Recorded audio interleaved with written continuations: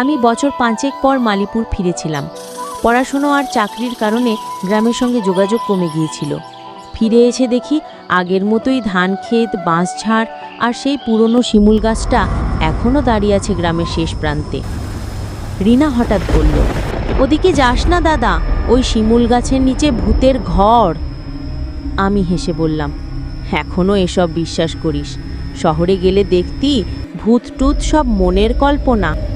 তুই শহরের ছেলে হইলে কি হয়েছে, ওই গাছে নিশু রাতে আলো জ্বলে আর কুকুরগুলো চিৎকার করে পালায়। বুড়ো রহিম কাকা তো চোখে দেখছে।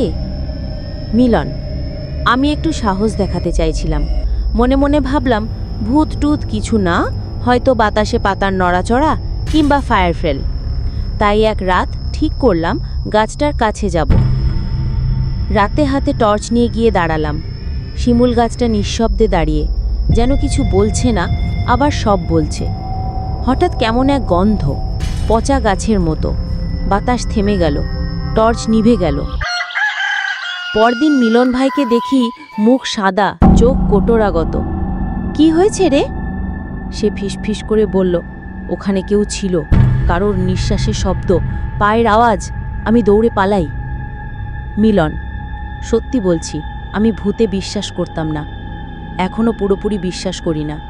কিন্তু ওই রাতে ওই গাছের নিচে আমি যা শুনেছি, যা অনুভব করেছি, তার যুক্তিতে মেলাতে পারি না। বুড়ো রহিম কাকা পরে বললেন, বছর 20 আগে ওই গাছটার নিচে এক পাগলির মরদেহ পাওয়া যায়। তখন থেকেই ওখানে কেউ যায় না। মিলন, তুই ভাগ্যবান, ফিরে আসতে পারছিস। শেষ কথা, ভূত হয়তো সত্যি নেই, হয়তো আছে।